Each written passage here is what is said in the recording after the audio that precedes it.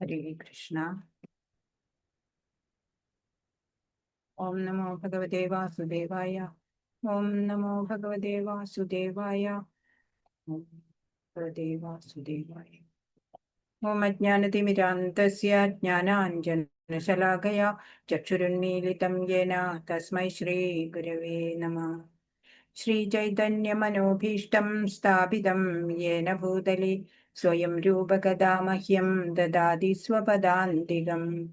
വന്ദേഹം ശ്രീഗുരോ ശ്രീയുതപദകമലം ശ്രീഗുരൂൻ വൈഷ്ണവാംശ്ച ശ്രീരൂപം സാഗ്രജാതം സഹഗണ രഘുനാഥാന്യുതം തം സജീവം സാദ്വൈതം സാവധൂതം പരിജനസഹിതം കൃഷ്ണചൈതന്യദേവം ശ്രീരാധാകൃഷ്ണപാദാൻ സഹഗണലളിതാ ശ്രീവിശാഖാന്വിതാംശ്ച. ഹേ കൃഷ്ണ കരുണാ സിന്ധോ ദീനബന്ധോ ജഗത്പദേ ഗോപേശ ഗോപികാകാന്ത രാധാകാന്ത നമോസ്തുതേ. തപ്തകാഞ്ചന ഗൗരാംഗീ ശ്രീരാധേ വൃന്ദാവനേശ്വരി വൃഷഭാനുസുതേ ദേവി പ്രണമാമി ഹരിപ്രിയേ. ജയ ശ്രീകൃഷ്ണ ചൈതന്യ പ്രഭു നിത്യാനന്ദ ശ്രീ അദ്വൈത ഗദാധര ശ്രീവാസാദി ഗൗരഭക്തവൃന്ദ. ഹരേ കൃഷ്ണ കൃഷ്ണ കൃഷ്ണ ഹരേ ഹരേ, ഹരേ രാമ രാമ രാമ ഹരേ ഹരേ. ശ്രീ ശ്രീ രാധാ ഗോവിന്ദ് കി ജയ്. ശ്രീല പ്രഭുപാദ് കി ജയ്. ഗുരു മഹാരാജ് കി ജയ്. ഹരേ കൃഷ്ണ. എല്ലാവർക്കും സ്വാഗതം. ശ്രീ ശ്രീ രാധാ ഗോവിന്ദ് ടെമ്പിൾ ഇസ്കോൺ മാംഗ്ലൂരിൽ നിന്നുള്ള ലെവൽ 3 ക്ലാസ്സിലേക്ക്, ഉപനിഷത്ത് ക്ലാസ്സിലേക്ക് എല്ലാവർക്കും സ്വാഗതം. എല്ലാവർക്കും പ്രണാമം. ഹരേ കൃഷ്ണ. ഇന്ന് എല്ലാവരും ക്രിസ്മസ് ആഘോഷിക്കുകയാണോ? കുറെ പേര് വന്നിട്ടില്ലല്ലോ. നമ്മള് 11 മന്ത്രങ്ങൾ നമ്മൾ കണ്ടു കഴിഞ്ഞു അല്ലേ? ഇതിൽ നമ്മൾ പഠിക്കാൻ പോകുന്നത് അസംഭൂതി, സംഭൂതി എന്നുള്ള 2 വാക്കുകളാണ് 12ാമത്തെ മന്ത്രത്തിലൂടെ നമ്മൾ പുതിയതായിട്ട് കാണാൻ പോകുന്നത്. അപ്പോൾ ഇത് 9ാമത്തെ മന്ത്രത്തിന്റെ പോലെ തന്നെയാണ്. അവിടെ അവിദ്യ വിദ്യ എന്നുള്ള അത് കണ്ടു. അതിന്റെ സ്ഥാനത്ത് ഇവിടെ അസംഭൂതി സംഭൂതി എന്നുള്ള ഒരു മാറ്റം മാത്രമാണ് ഈ മന്ത്രത്തിനുള്ളത്.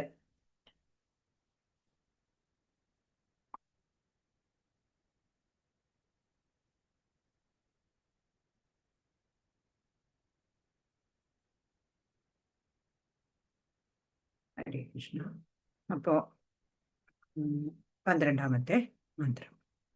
അന്ധം തമപ്രവിശന്തി യേ അസംഭൂതിം ഉപാസതേ തതോ ഭൂയൈവ തേ തമോ യ ഉ സംഭൂത്യാം രതഃ.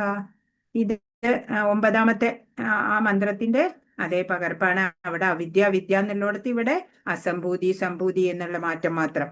അന്ധം തമപ്രവിശന്തി യേ അസംഭൂതിം ഉപാസതേ തതോ ഭൂയൈവ തേ തമോ യ ഉ സംഭൂത്യാം രതഃ. ദേവന്മാരെ ഉപാസിക്കുന്നവർ അജ്ഞതയുടെ ഇരുളടഞ്ഞ മേഖലകളിൽ എത്തിച്ചേരുന്നു. നിരാകാര നിരപേക്ഷതയെ ആരാധിക്കുന്നവൻ അതിലും കനത്ത കൂരിരുട്ടിൽ പ്രവേശിക്കുന്നു. അപ്പൊ അന്യദേവതമാരെ ഒക്കെ ആരാധിക്കുന്നവരെ പറ്റിയിട്ടാണ് പറയണേ. ഉപാസിക്കുന്നവര് അജ്ഞതയുടെ ഇരുളടഞ്ഞ മേഖലകളിലാണ് അവരെത്തിച്ചേരുക. പിന്നെയോ നിരാകാര ഇംപേഴ്സണലിസ്റ്റ് ആയിട്ടുള്ളവര്, നിരാകാര നിരപേക്ഷതയെ ആരാധിക്കുന്നവരോ അതിലും കനത്ത കൂരിരുട്ടിൽ പ്രവേശിക്കുന്നു എന്ന് ഈ മന്ത്രം പറഞ്ഞു തരാണ്. അസംഭൂതി ഭഗവാൻ 10:2 പറയുന്നുണ്ട്. നമേ വിദുസുരഗണ പ്രഭവം ന മഹർഷയ അഹമാതിർഹി ദേവാനാം മഹർഷീണാം ച സർവശ. എന്റെ ഉൽപ്പത്തി വിഭൂതി എന്നിവയെ പറ്റി ദേവന്മാർക്കോ ഋഷിമാർക്കോ അറിഞ്ഞുകൂടാ. ഏതു വിധത്തിലും അവരുടെ എല്ലാം ഉദ്ഭവസ്ഥാനം ഞാനാണ് എന്ന് ഭഗവാൻ കൃഷ്ണൻ പറയുന്നുണ്ട് അല്ലെ. ഭഗവാന്റെ വിഭൂതി, ഉൽപ്പത്തി ഇതൊന്നും ദേവന്മാർക്കോ ഋഷിമാർക്കോ പോലും അറിഞ്ഞുകൂടാ അല്ലെ. അവരെല്ലാം എന്താണ്? അവരെല്ലാം ഭഗവാനിൽ നിന്ന് ഉത്ഭവിച്ചതാ. ഭഗവാനാണ് ആദിമൻ. അതുകൊണ്ട് ഭഗവാനെ കുറിച്ച് പറയാൻ ഭഗവാൻ മാത്രാണ് അധികാരിയായിട്ടുള്ളത്. അതായത് ദേവന്മാർക്കും യോഗികൾക്കും നൽകിയിരിക്കുന്ന ശക്തികളുടെയെല്ലാം സ്രോതസ് ഭഗവാൻ ശ്രീകൃഷ്ണനാണ്. പരമ നിരപേക്ഷ സത്യം പരമപുരുഷനായ ശ്രീകൃഷ്ണനാണ്. നിരാകാര ബ്രഹ്മം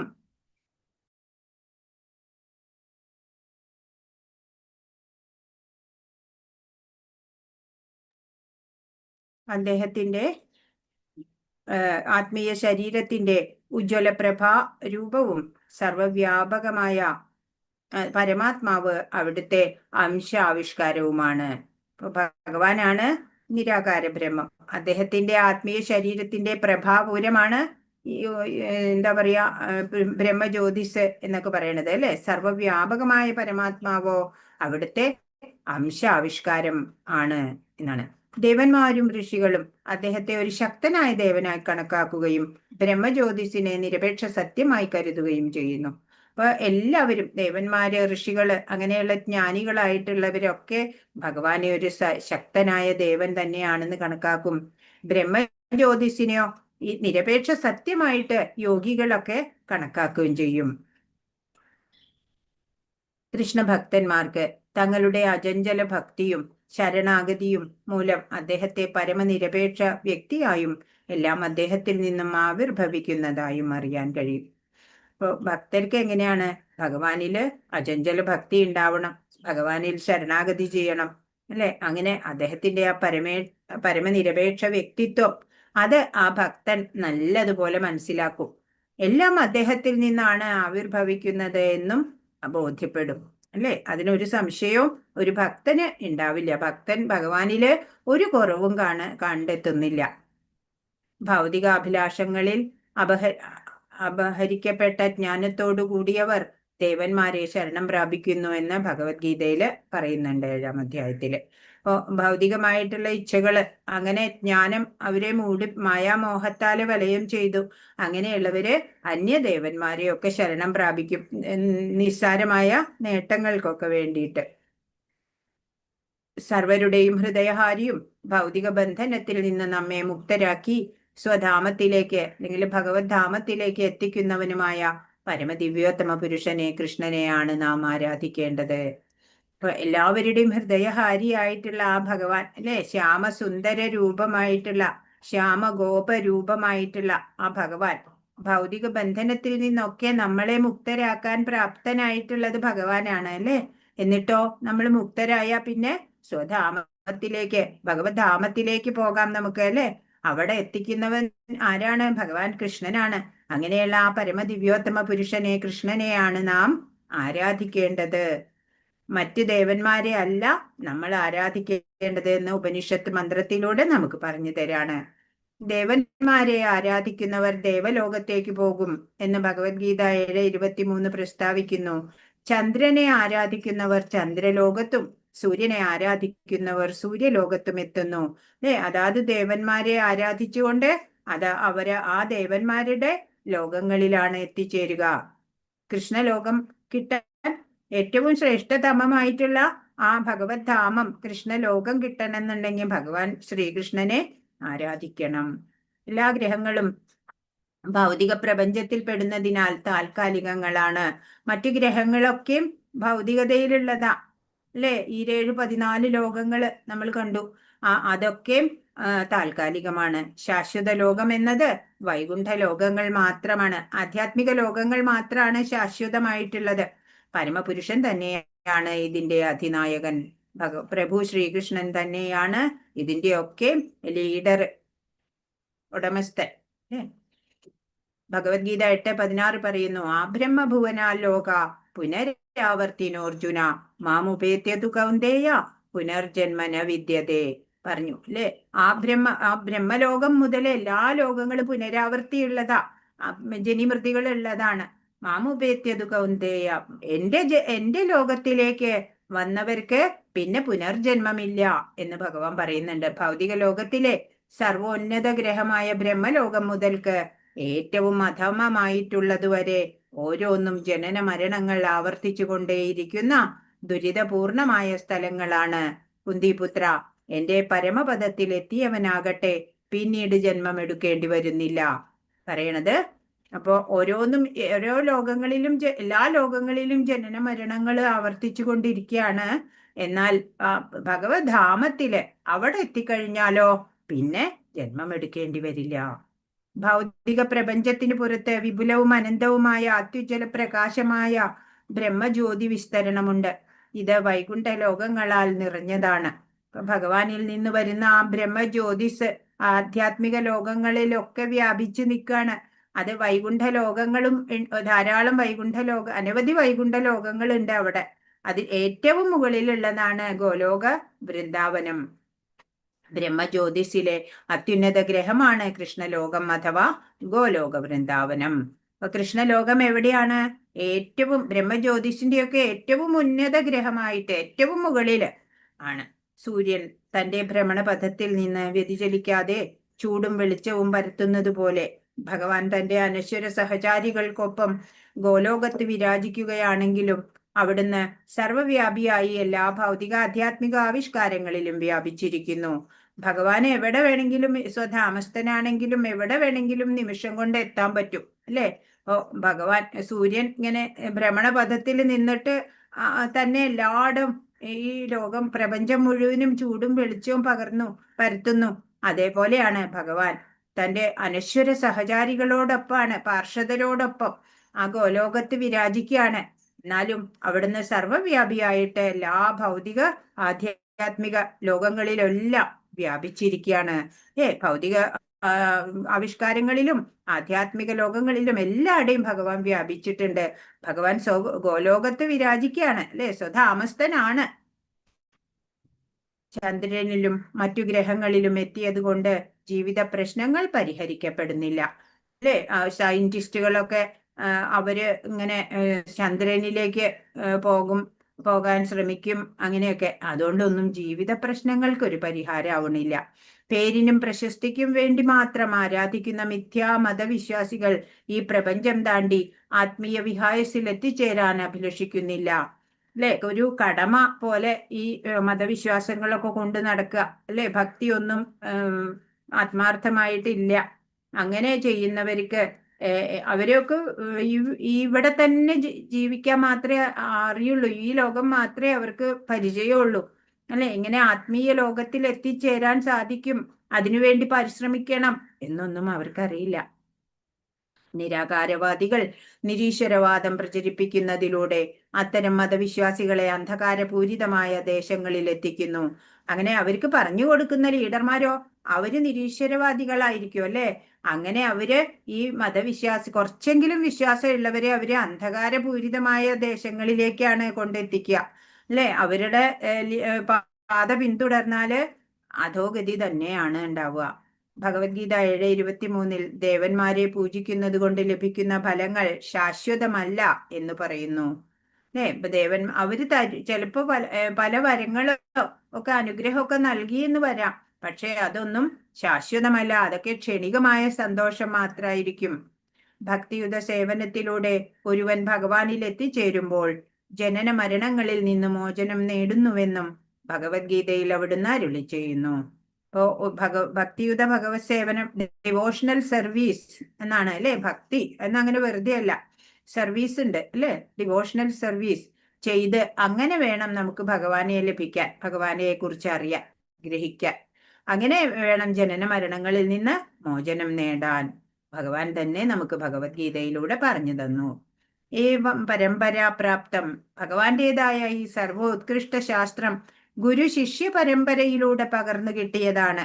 നമ്മൾ ആദ്യം പഠിച്ചു അല്ലേ, നമ്മൾ ലെവൽ 1 പഠിച്ചു. ഭഗവാൻ ഇത് ബ്രഹ്മാവിന് നൽകി, ബ്രഹ്മാവ് നാരദർക്ക് അല്ലെ, നാരദര് വ്യാസദേവന്, അങ്ങനെ പരമ്പരയിലൂടെ പകർന്നു കിട്ടിയ അറിവാണിത്.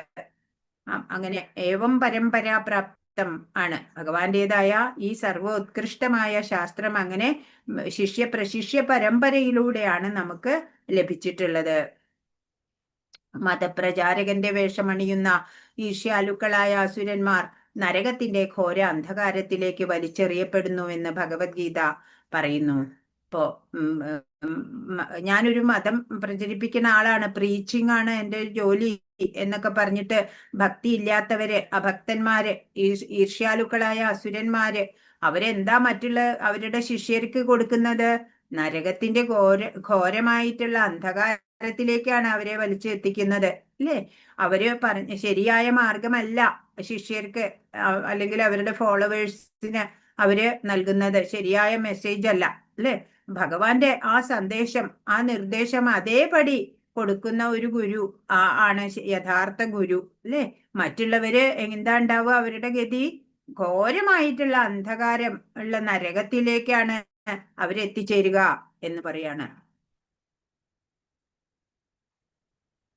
അതാണിവിടെ ഈ 12ാമത്തെ മന്ത്രത്തിലൂടെ പറഞ്ഞത്. ദേവന്മാരെ ഉപാസിക്കുന്നവർ അജ്ഞതയുടെ ഇരുളടഞ്ഞ മേഖലകളിൽ എത്തിച്ചേരുന്നു. എന്നാൽ നിരാകാര നിരപേക്ഷതയെ ആരാധിക്കുന്നവരോ അതിലും കനത്ത കൂരിരുട്ടിൽ പ്രവേശിക്കുകയാണ് ചെയ്യുക.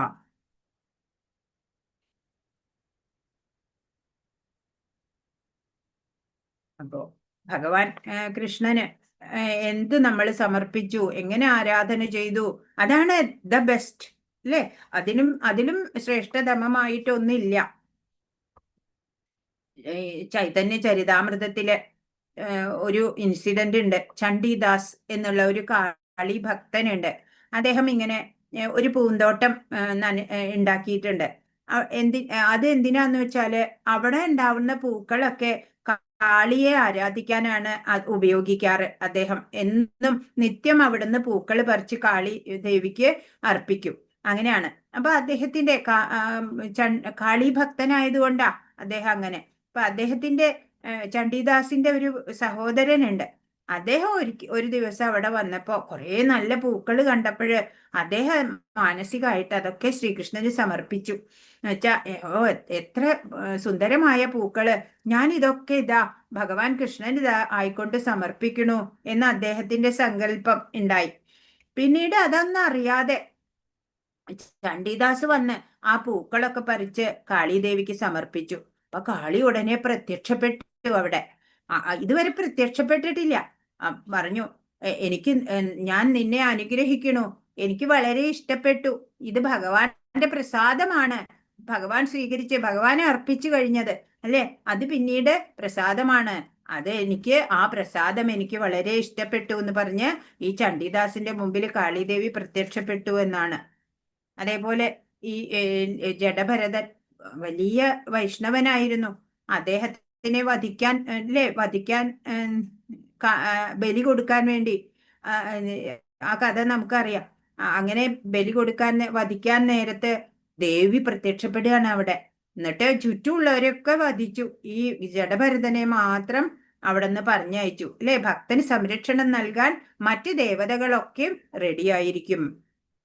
സംഭൂതി എന്ന് പറഞ്ഞ സമ്പൂർണ്ണ സ്വതന്ത്ര നിരപേക്ഷ തത്വം അല്ലെങ്കിൽ സത്യം ആയിട്ടുള്ള പരമദിവ്യോത്തമ പുരുഷൻ, അതാണ് സംഭൂതി. സംഭൂതി എന്ന് പറഞ്ഞാല് ഒന്നിനെയും ആശ്രയിക്കേണ്ടതില്ല, സ്വയം പ്രാപ്തിയുണ്ട്. സമ്പൂർണ്ണ സ്വതന്ത്ര നിരപേക്ഷ സത്യം ആയിട്ടുള്ള പരമദിവ്യോത്തമ പുരുഷൻ, അതാണ് ഇവിടെ സംഭൂതി എന്നുള്ള വാക്കുകൊണ്ട് ഉദ്ദേശിക്കുന്നത്. അസംഭൂതി എന്നാണെങ്കിലോ? ഹരേ കൃഷ്ണ. മാതാജി സ്ക്രീൻ മാറുന്നില്ല. ഇല്ല, കഴിഞ്ഞു. അപ്പോ സംഭൂതി എന്നുള്ളത് എന്താണ്? സമ്പൂർണ്ണ സ്വതന്ത്ര നിരപേക്ഷ തത്വം അല്ലെങ്കിൽ സമ്പൂർണ്ണ സ്വതന്ത്ര നിരപേക്ഷ സത്യം ആയിട്ടുള്ള പരമദിവ്യോത്തമ പുരുഷനാണ് സംഭൂതി. അത് എപ്പോഴും ഓർക്കണം കേട്ടോ. ആ സംഭൂതി എന്ന് പറഞ്ഞാല് ആ പരമദിവ്യോത്തമ പുരുഷൻ. ആ പരമദിവ്യോത്തമ പുരുഷനോ സ്വയം പ്രാപ്തനാണ്, ഒന്നിനെയും ആശ്രയിക്കേണ്ടതില്ല. എന്നാൽ അസംഭൂതി എന്നുള്ള വാക്കോ സ്വതന്ത്രമായ നിലനിൽപ്പില്ലാത്തവരെ കുറിക്കുകയാണ്. അസംഭൂതി എന്ന് വെച്ചാല് സ്വതന്ത്രമായിട്ടുള്ള നിലനിൽപ്പില്ലാത്തവരാണ് അസംഭൂതി. അതായത് ആശ്രിതരായിട്ടുള്ള മറ്റ് ദേവന്മാരൊക്കെ അസംഭൂതി എന്ന കാറ്റഗറിയിലാ പെടുക. അപ്പൊ അസംഭൂതി സംഭൂതി എന്നുള്ള 2 പുതിയ വാക്കുകൾ നമ്മൾ പഠിക്കുന്നുണ്ട്. അതിന്റെ അർത്ഥം ശരിയായി ഗ്രഹിക്കണം. അപ്പൊ സംഭൂതി എന്ന് വെച്ചാല് സമ്പൂർണ്ണ സ്വതന്ത്ര നിരപേക്ഷ സത്യം ആയിട്ടുള്ള ആ പരമദിവ്യോത്തമ പുരുഷനാണ്. സംഭൂതിക്ക് ഒരാളെ മറ്റൊന്നിനെയും ആശ്രയിക്കേണ്ടതില്ല, സ്വയം പര്യാപ്തമാണ്, അല്ലെ? അപ്പോ അസംഭൂതിയോ, അത് സ്വതന്ത്രമായ നിലനിൽപ്പില്ലാത്തവരെയാണ് അസംഭൂതി എന്നതുകൊണ്ട് ഉദ്ദേശിക്കുന്നത്. ആശ്രിതരായിട്ടുള്ള മറ്റു ദേവീ ദേവന്മാരാണ് അതിന് ഉദാഹരണമായിട്ട് പറയാൻ പറ്റുന്നത്. സംഭൂതി അസംഭൂതി എന്നുള്ള രണ്ട് വാക്കുകൾ നമ്മൾ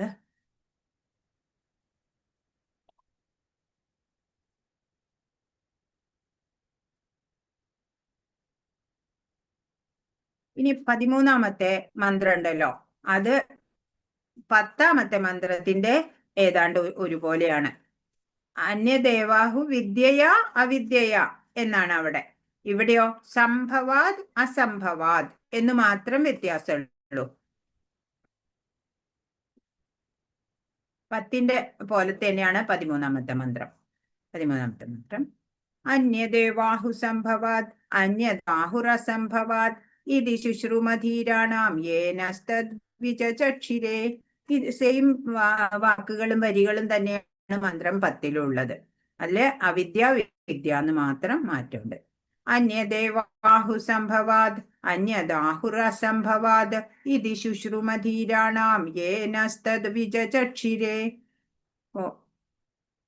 സംഭൂതിയാലും അസംഭൂതിയാലും ഇരു കൂട്ടർക്കും ലഭിക്കുന്ന ഫലത്തിനെ പറ്റിയിട്ടാണ് ഇവിടെ പറയണത്.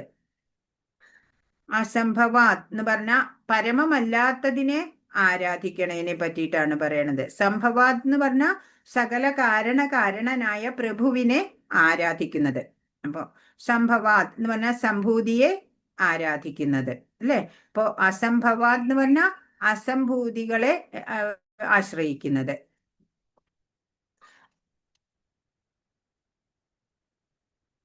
സർവകാരണങ്ങൾക്കും ആദിമ കാരണമായതിനെ ആരാധിക്കുന്നത് കൊണ്ട് ഒരു തരത്തിലുള്ള ഫലവും, അതുപോലെ പരമോന്നതമല്ലാത്തതിനെ ആരാധിക്കുന്നത് കൊണ്ട് മറ്റൊരു തരത്തിലുള്ള ഫലവും ലഭിക്കുന്നു എന്ന് ഉന്നതാധികാരികളുടെ വ്യക്തമായ വിവരണങ്ങളിൽ നിന്നും കേട്ടിട്ടുണ്ട്.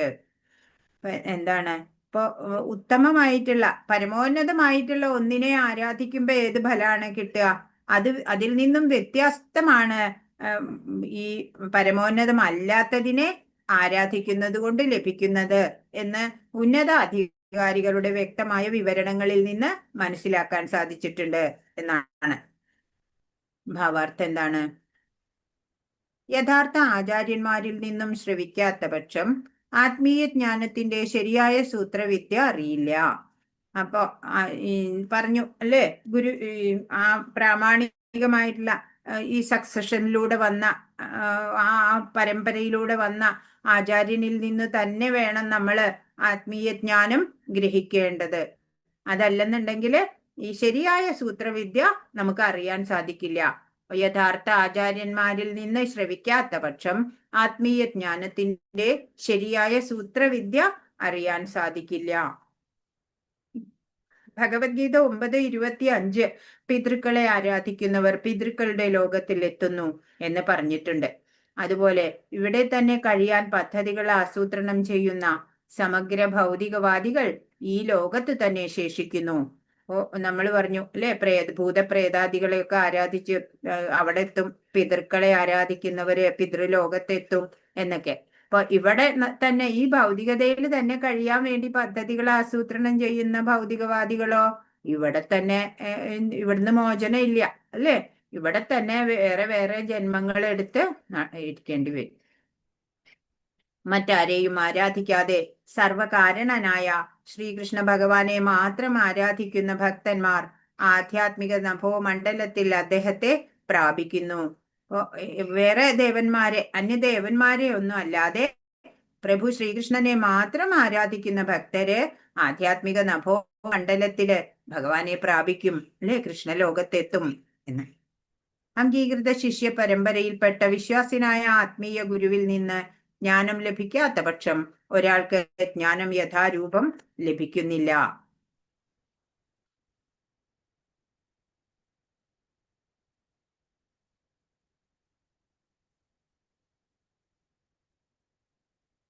അപ്പൊ നമ്മൾ പറഞ്ഞു അല്ലെ, ശിഷ്യ പരമ്പര ശരിയായിരിക്കണം, എന്നാലാണ് ഗ്രഹിക്കാൻ പറ്റുള്ളൂ ശരിയായിട്ട്. ഭഗവത്ഗീത 4:2 കൃഷ്ണൻ അർജുനനോട് പറയുന്നതാണ്. ഏവം പരമ്പരാ പ്രാപ്തം ഇമം രാജർഷയോ വിദു സകാലേനേഹ മഹതാ യോഗോ നഷ്ടഃ പരം തപ. ശിഷ്യ പരമ്പരയിലൂടെ പകർന്നു കിട്ടിയ ഈ സർവോത്കൃഷ്ടമായ ശാസ്ത്രം രാജർഷിമാർ ശരിയായി മനസ്സിലാക്കിയിരിക്കുന്നു. കാലക്രമേണ ആ പാരമ്പര്യ ശൃംഖല മുറിഞ്ഞു പോവുകയും നഷ്ടപ്രായമാവുകയും ചെയ്തു. പറയാണ് അല്ലെ, നമ്മൾ പഠിച്ചതാണ്, ശിഷ്യ പരമ്പരയിലൂടെ കിട്ടിയ അറിവാണ് അല്ലെ ഈ ഭഗവത്ഗീതയിലെ ആ ശാസ്ത്രം, അറിവ്. അത് രാജർഷിമാര്, അന്നത്തെ രാജർഷിമാരൊക്കെ ശരിയായി മനസ്സിലാക്കിയിരുന്നു. പിന്നീട് അത് കാലക്രമേണ അത് മുറിഞ്ഞുപോയി, ആ ശൃംഖല. അങ്ങനെ അത് നഷ്ടപ്രായമായി. ശ്രീകൃഷ്ണ ഭഗവാൻ ഈ ഭൂമിയിൽ ജീവിച്ചിരുന്ന കാലത്ത് ഭഗവത്ഗീതയിൽ വർണ്ണിച്ച തരത്തിലുള്ള ഭക്തിയോഗം വികലമാക്കപ്പെട്ടിരുന്നു. അങ്ങനെ അവിടെ ഭഗവാൻ ഭൂമിയിൽ അവതരിക്കണ കാലം വന്നപ്പോഴത്തേക്കും ഭഗവത്ഗീതയിലെ ജ്ഞാനമൊക്കെ വികലമാക്കപ്പെട്ട രീതിയിലായിരുന്നു ഇവിടെ നടമാടിക്കൊണ്ടിരുന്നത്. അതുകൊണ്ട് ഭഗവാൻ തന്റെ ഏറ്റവും വിശ്വസ്ത സുഹൃത്തും ഭക്തനുമായ അർജുനനെ കൊണ്ട് ശിഷ്യ പരമ്പര പുനഃസ്ഥാപിക്കേണ്ടി വന്നു. ഇപ്പൊ ഭഗവാൻ വീണ്ടും അർജുനന്, ഭഗവാൻ ഇവിടെ മനുഷ്യ രൂപം എടുത്ത് വന്നപ്പോഴ് അർജുനന് അത് പകർന്നു കൊടുക്കുകയാണ് വീണ്ടും അല്ലേ. അതാണ് ഭഗവത്ഗീത നമ്മൾ പഠിക്കുന്നത്. ഭഗവത്ഗീത ശരിക്കും ഭഗവാൻ സൂര്യദേവനായ വിവസ്വാന് 12,04,00,000 വർഷം മുമ്പ് പറഞ്ഞു കൊടുത്തിട്ടുണ്ട്. അതൊക്കെ പിന്നെ നഷ്ടപ്രായമായപ്പോഴ് അത് വീണ്ടും 5000 വർഷം മുമ്പ് അർജുനന് പറഞ്ഞു കൊടുക്കുകയാണ് ചെയ്തത്. നമ്മൾ പഠിച്ചിട്ടുണ്ട് അല്ലേ. തന്റെ ഭക്തരും സ്നേഹിതനുമായതുകൊണ്ട് മാത്രമാണ് ഭഗവത്ഗീത തത്വങ്ങൾ അർജുനന് ഗ്രഹിക്കാൻ കഴിഞ്ഞതെന്ന് ഭഗവാൻ അർജുനനോട് വളരെ വ്യക്തമായി പറയുന്നു. ഇപ്പൊ നമ്മളും അതുപോലെ ഭഗവാന്റെ ഭക്തനും ഭഗവാന്റെ ഫ്രണ്ടും ഒക്കെ ശിഷ്യനും ഒക്കെ ആവാൻ നമുക്ക് സാധിക്കണം. അപ്പോഴാ നമുക്ക് ഭഗവത്ഗീത തത്വങ്ങളൊക്കെ ശരിക്കും ഗ്രഹിക്കാൻ സാധിക്കുക. ഭഗവാന്റെ ഭക്തരും സ്നേഹിതനും ആയതുകൊണ്ട് മാത്രമാണ് ഭഗവത്ഗീത തത്വങ്ങൾ അർജുനന് ഗ്രഹിക്കാൻ കഴിഞ്ഞതെന്ന് ഭഗവാൻ അർജുനനോട് വളരെ വ്യക്തമായി പറയുന്നു. ഇന്നത്തെ കാലത്ത് ഭഗവത്ഗീതയ്ക്ക് നിരവധി വിവർത്തകരും വ്യാഖ്യാതാക്കളുമുണ്ട്. അവർ ഗീതയുടെ പേരിൽ സകലവിധ അസംബന്ധങ്ങൾ ഉന്നയിക്കുന്നു. പല പല വ്യാഖ്യാതാക്കള് അവരുടെ ഭാവനയനുസരിച്ച് ഭഗവത്ഗീതയുടെ ശ്ലോകങ്ങളെ വ്യാഖ്യാനം ചെയ്യും അല്ലേ. പക്ഷെ അതൊക്കെ ശരിക്കും ശുദ്ധ അസംബന്ധമായിട്ട് പോലും മാറും അല്ലെ. ഭഗവാൻ എന്താണോ ഉദ്ദേശിച്ചത് അതായിരിക്കില്ല അവരുടെ ഗ്രന്ഥത്തിൽ, അവരുടെ വിവർത്തനത്തിലൂടെ എഴുതി വെച്ചത്. അപ്പൊ അങ്ങനത്തെ ഇതൊന്നും ഫോളോ ചെയ്യരുത്. അത്തരം വ്യാഖ്യാതാക്കൾ ശ്രീകൃഷ്ണനിലോ അവിടുത്തെ അനശ്വരധാമത്തിലോ വിശ്വസിക്കുന്നില്ല. ഭഗവാൻ കൃഷ്ണന്റെ ആ സർവജ്ഞത്വം ഒന്നും അവർക്ക് അറിഞ്ഞുകൂടാ അല്ലെ. തന്റെ ഭാവന അനുസരിച്ച് ആ ശ്ലോകങ്ങൾക്ക് വിവർത്തനം ചെയ്തു എന്ന് മാത്രം. അവിടുത്തെ അനശ്വരധാമത്തിലോ ഒന്നും അവർക്ക് വിശ്വാസം ഉണ്ടാവില്ല. മറ്റെല്ലാ ആരാധനാരീതികളും ഉപേക്ഷിച്ച് അദ്ദേഹത്തെ മാത്രം ശരണം പ്രാപിക്കാൻ കൃഷ്ണൻ ഉപദേശിക്കുന്നു. സർവധർമാൻ പരിത്യജ്യ മാമേകം ശരണം വ്രജ എന്ന് ഭഗവാൻ പറയുന്നുണ്ട്. എല്ലാ രീതിയും നീ ഉപേക്ഷിച്ചോളൂ, എന്നെ മാത്രം ശരണം പ്രാപിച്ചാൽ മതി എന്ന് പറയുന്നുണ്ട് ഭഗവാൻ. ഭഗവാനെ ആരാധിക്കാത്തവർ എല്ലാ പാതകളും ഒരേ ലക്ഷ്യത്തിൽ എത്തിക്കുമെന്ന തെറ്റായ ധാരണയാൽ യഥാർത്ഥ പാതയിൽ നിന്നും വഴിതെറ്റിക്കപ്പെടുന്നു. ഇപ്പോ പ്രഭു ശ്രീകൃഷ്ണനെ ആരാധിക്കാൻ സാധിക്കാത്തവര് തെറ്റായ വഴിക്കാണ് പോകുന്നത്. അവര് ശരിയായ മാർഗമല്ല തെരഞ്ഞെടുത്തത് എന്ന് വേണം കരുതാൻ. ഭഗവത്ഗീതയിൽ കൃഷ്ണൻ പറയുന്നു, അഹം സർവസ്യ പ്രഭവോ മത്ത സർവം പ്രവർത്തതേ ഇതി മത്വാ ഭജന്തേ മാം ബുധാഭാവ സമന്വിത. ലോകങ്ങളുടെ ഉറവിടം ഞാനാണ്, എല്ലാം എന്നിൽ നിന്നാണ് ഉണ്ടായത്. ഇത് പൂർണ്ണമായി അറിയുന്ന ബുദ്ധിമാന്മാർ എന്റെ സേവനത്തിൽ ഏർപ്പെടുകയും എന്നെ ഉള്ളഴിഞ്ഞ് ആരാധിക്കുകയും ചെയ്യും. ഭഗവാനാണ് എല്ലാത്തിൻ്റെയും ഉറവിടം, എല്ലാം ഭഗവാനിൽ നിന്നാണ് ഉണ്ടായത്. അങ്ങനെ അറിയുന്ന, അങ്ങനെ ഗ്രഹിക്കുന്ന ബുദ്ധിമാൻ ഭഗവത് സേവനത്തിൽ ഏർപ്പെടും അല്ലേ. ഭഗവാനാണ് സർവലോക മഹേശ്വരൻ, എല്ലാത്തിൻ്റെയും എൻജോയർ, എല്ലാത്തിൻ്റെയും കൺട്രോളർ, എല്ലാം ഭഗവാനാണെന്നറിഞ്ഞ് ഭഗവാനെ ഉള്ളഴിഞ്ഞ് ആരാധിക്കും. ബ്രഹ്മാവ്, വിഷ്ണു, ശിവൻ എന്നിവരുടെ സർവ്വതിൻ്റെയും സ്രഷ്ടാവ് താനാണെന്ന് അഹം സർവസ്യ പ്രഭവ എന്ന പദം സൂചിപ്പിക്കുന്നു. എല്ലാം എന്നിൽ നിന്നാണ് ഉത്ഭവിച്ചത്. അഹം സർവസ്യ പ്രഭവ എന്ന് പറഞ്ഞാൽ തന്നെ അപ്പൊ നമുക്ക് മനസ്സിലാക്കണം, ബ്രഹ്മാവ്, വിഷ്ണു, ശിവൻ എല്ലാത്തിൻ്റെയും സ്രഷ്ടാവ് പ്രഭു ശ്രീകൃഷ്ണൻ തന്നെ. ബ്രഹ്മാവിന് വൈദിക ജ്ഞാനം ഉപദേശിച്ചതും ഭഗവാൻ കൃഷ്ണനാണെന്ന് ഗോപാലത ഉപനിഷത്തില് പറയുന്നുണ്ട്. ബ്രഹ്മാവിനും അല്ലെ വൈദിക ജ്ഞാനം പകർന്നത് ഭഗവാൻ കൃഷ്ണനാണ്. നാരായണോപനിഷത്ത് പറയുന്നു, പരമപുരുഷൻ ജീവജാലങ്ങളെ സൃഷ്ടിക്കാൻ ഇച്ഛിച്ചു. അങ്ങനെ നാരായണനിൽ നിന്നും ബ്രഹ്മജാതനായി. നാരായണൻ പ്രജാപതികളെയെല്ലാം സൃഷ്ടിച്ചു. അവിടുന്ന് തന്നെ ഇന്ദ്രനെയും അഷ്ടവസുക്കളെയും സൃഷ്ടിച്ചു. 11 രുദ്രന്മാരെയും 12 ആദിത്യന്മാരെയും സൃഷ്ടിച്ചതും നാരായണൻ തന്നെ. ശ്രീകൃഷ്ണന്റെ രൂപവിസ്തരണമായതുകൊണ്ട് നാരായണനും കൃഷ്ണനും ഒന്നു തന്നെ. ദേവകീപുത്രനായ ശ്രീകൃഷ്ണനാണ് പരമദിവ്യോത്തമ പുരുഷൻ എന്നും ഇതേ ഉപനിഷത്ത് പ്രസ്താവിക്കുന്നു. ഇപ്പോ പരമദിവ്യോത്തമ പുരുഷൻ ആരാണ്? ദേവകീസുതനായിട്ടുള്ള ശ്രീകൃഷ്ണൻ തന്നെയാണ്. എല്ലാ വൈദിക സാഹിത്യവും നാരായണൻ അഥവാ കൃഷ്ണൻ തന്നെയാണ് സർവകാരണങ്ങൾക്കും കാരണഭൂതൻ എന്ന് ഉറപ്പിച്ചിരിക്കുന്നു. വൈദിക സാഹിത്യങ്ങളിലെല്ലാം തന്നെ ഭഗവാൻ കൃഷ്ണൻ തന്നെയാണ് സർവകാരണകാരണനായിട്ടുള്ളത് എന്ന് ഉറപ്പിച്ചിട്ടുണ്ട്. എല്ലാ കാരണങ്ങൾക്കും ആദികാരണനും ആനന്ദദായകനുമായ ഗോവിന്ദൻ അഥവാ കൃഷ്ണനാണ് പരമദിവ്യോത്തമ പുരുഷൻ എന്ന് ബ്രഹ്മസംഹിതയും പറയുന്നുണ്ട്. മഹാജ്ഞാനികളും വേദങ്ങളും നൽകുന്ന തെളിവുകളിൽ നിന്ന് ഗ്രഹിച്ച് ശ്രീകൃഷ്ണനെ സർവസ്വമായി ആരാധിക്കുന്നതിൽ മാത്രം ഉറച്ചു നിൽക്കുന്നവരെ ബുധ എന്ന് വിളിക്കുന്നു. ബുദ്ധിമാന്മാര്, ബുധൻ എന്ന് പറഞ്ഞ ബുദ്ധിമാൻ. അപ്പോ എല്ലാത്തിൽ നിന്നും മഹാജ്ഞാനികളും വേദങ്ങളും ഒക്കെ നൽകുന്ന തെളിവുകളിൽ നിന്ന് ഗ്രഹിക്കുമ്പോ എന്താ നമുക്ക് മനസ്സിലാവണത്? ശ്രീകൃഷ്ണൻ തന്നെയാണ് സർവസ്വമായിട്ട് ആരാധനാപാത്രമായിട്ടുള്ളത് എന്ന്. അങ്ങനെ ഭഗവാനെ മാത്രം മനസ്സുറപ്പിച്ച് ആരാധിക്കുന്നവരെ എന്താ പറയാ? ബുധൻ എന്നാണ് അവരെ വിളിക്കുക, ബുധന്മാര്. വിശ്വാസികളല്ലാത്തവരെ മൂഢന്മാർ എന്ന് ഭഗവത്ഗീത വിവരിക്കുന്നുണ്ട്. ഭഗവാൻ കൃഷ്ണനില് വിശ്വാസമില്ലാത്തവരെ മൂഢന്മാർ എന്നാ പറയാ. മൂഢന്മാർ പരമപുരുഷനെ നിന്ദിക്കുന്നു. കാരണം അവർക്ക് ആചാര്യന്മാരിൽ നിന്നുള്ള പൂർണ്ണമായ ജ്ഞാനം ലഭിച്ചിട്ടില്ല. അപ്പോ ഭഗവാന്റെ ആ മഹത്വം അറിയാത്തവര് അല്ലെ ആ പരമപുരുഷനെ നിന്ദിക്കും. കാരണം അവർക്ക് അറിവില്ല അല്ലെ, ആചാര്യന്മാരിൽ നിന്നൊന്നും അവർക്ക് ജ്ഞാനം ലഭിച്ചിട്ടില്ല. ഭഗവത്ഗീത ശ്രവിക്കുന്നതിനു മുമ്പ് അർജുനൻ ഭൗതിക നീർച്ചുഴിയിൽപ്പെട്ടിരുന്നു. കുടുംബം, സമൂഹം, വർഗം എന്നിവയോടുള്ള അടുപ്പത്താൽ അസ്വസ്ഥനായിരുന്നു. അപ്പോ ഭഗവാന്റെ സന്ദേശം ഒക്കെ കേൾക്കുന്നവരെ അർജുനൻ വിഷാദഗ്രസ്തനായി അല്ലെ, എന്റെ കുടുംബം, എന്റെ സമൂഹം ഒക്കെ നഷ്ടപ്പെടും, ഒക്കെ നശിച്ചു പോവും എന്ന് പറഞ്ഞിട്ട് അല്ലെ വ്യാകുലതയുണ്ടായിരുന്നു. പക്ഷേ ഭഗവാൻ ഈ ജ്ഞാനം പകർന്നു കൊടുത്തപ്പോഴോ അല്ലെ അവയോടൊക്കെ ഉള്ള അറ്റാച്ച്മെന്റ് ഒക്കെ മാറി, അസ്വസ്ഥതയൊക്കെ നീങ്ങി യുദ്ധോത്സുകനായി.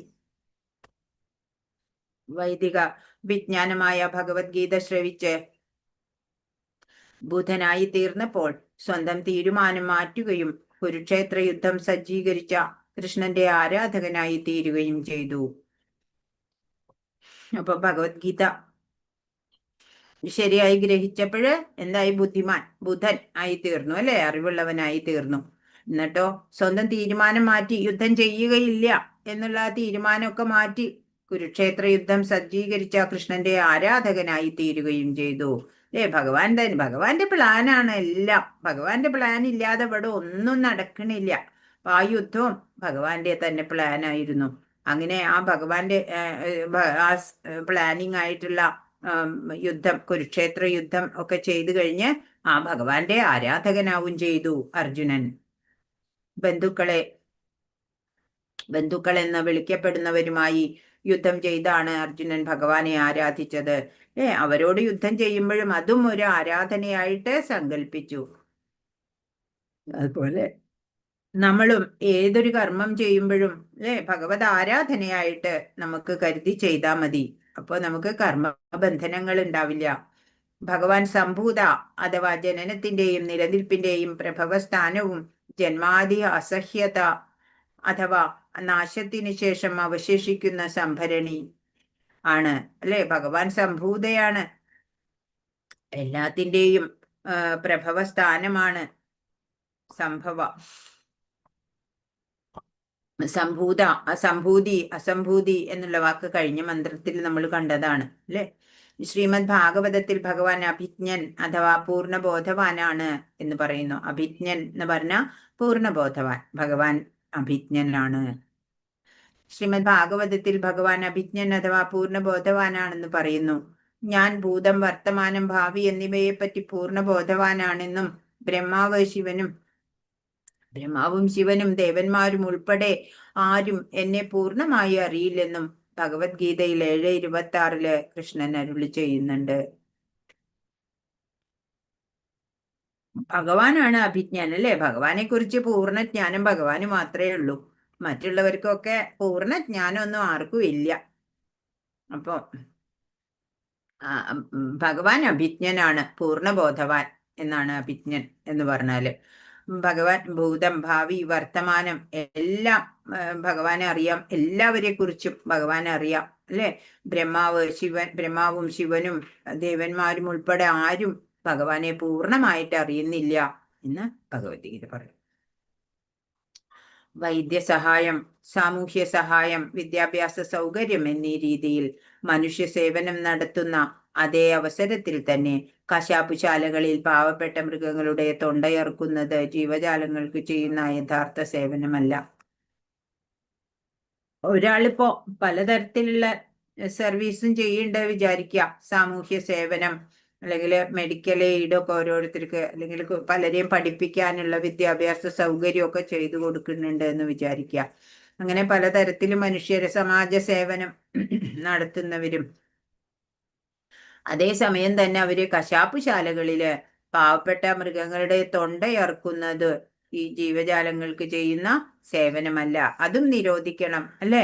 പാവപ്പെട്ട ഒരു തെറ്റും ചെയ്യാത്ത മൃഗങ്ങളെയാണ് ഭക്ഷിക്കാനായിട്ട് കൊല്ലുന്നത്. ജീവജാലങ്ങൾക്ക് ജനനം, രോഗം, വാർദ്ധക്യം, മരണം എന്നീ ഭൗതിക ക്ലേശങ്ങളിൽ പലതരം ശരീരങ്ങളിൽ നിരന്തരം യാതന അനുഭവിക്കുന്നു. അപ്പൊ ജീവജാലങ്ങള് പലതരം യാതന അനുഭവിക്കുകയാണ് ചെയ്യണത് അല്ലെ. ജന്മ, മൃത്യു, ജര, വ്യാധി, അതിൽ നിന്നൊന്നും ഒരിക്കലും നമുക്ക് മോചനം ഇല്ല. അതൊക്കെ നമ്മുടെ ജീവിതത്തിൽ വന്നു ഭവിക്കുക തന്നെ ചെയ്യും. അവിടുത്തെ മഹനീയ കൃത്യങ്ങളെ പറ്റിയുള്ള ശ്രവണവും ജപവുമാണ് അസ്വസ്ഥത നിറഞ്ഞ ഈ യുഗത്തിൽ അദ്ദേഹത്തെ ആരാധിക്കുന്നതിനുള്ള ലളിതമാർഗം. ഇപ്പൊ ഭഗവാന്റെ ആ ലീലകള്, ഭഗവാന്റെ ചെയ്ത കാര്യങ്ങള്, കൃത്യങ്ങളെ പറ്റിയുള്ള ശ്രവണം, അതിനെപ്പറ്റി കേൾക്കുക, പിന്നെ ജപം ചെയ്യുക. അതാണ് ഈ അസ്വസ്ഥത നിറഞ്ഞ യുഗത്തില് ഭഗവാനെ ആരാധിക്കാനുള്ള ഏറ്റവും സിമ്പിൾ ആയിട്ടുള്ള മാർഗം. എന്താണ്? നാമജപവും ഭഗവത് ലീല ശ്രവണവും.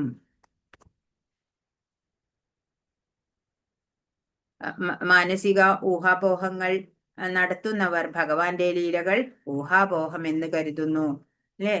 ഭഗവാന്റെ ലീലകളൊന്നും വിശ്വസിക്കാത്ത കൂട്ടര് അസുര സ്വഭാവികളുണ്ട് അല്ലെ. അവര് കരുതും ഇതൊക്കെ പറയണത് വെറുതെ ഊഹാപോഹമായിട്ട് പറയാണ്, ഇതൊന്നും യഥാർത്ഥമല്ല എന്നവർ കരുതും. അതിനാൽ അവർ അവയുടെ ശ്രവണത്തിൽ നിന്ന് ഒഴിഞ്ഞു നിൽക്കുകയും നിഷ്കളങ്കരായ ജനതയുടെ ശ്രദ്ധ വ്യതിചലിപ്പിക്കാൻ അർത്ഥമില്ലാത്ത വാഗ്ദാനങ്ങൾ കണ്ടുപിടിക്കുകയും ചെയ്യുന്നു. അപ്പൊ യഥാർത്ഥമായിട്ടുള്ള ഈ ഭഗവത് ലീലകള്, കീർത്തനങ്ങള്, ഇതൊക്കെ അവർക്ക് അരോചകമായിട്ട് തോന്നും.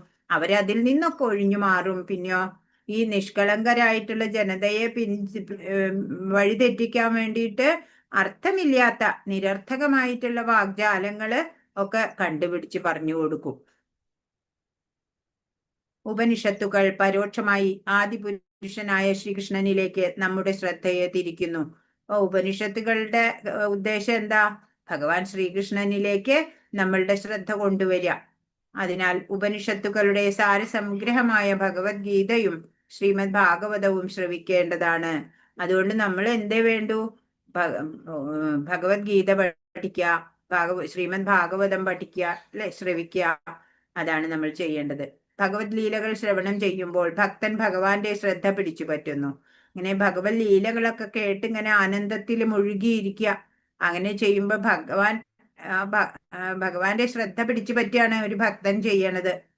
ഇപ്രകാരം സ്വഹൃദയസ്ഥനായ ഭഗവാൻ ഭക്തന് വേണ്ട മാർഗനിർദ്ദേശങ്ങൾ നൽകുന്നു.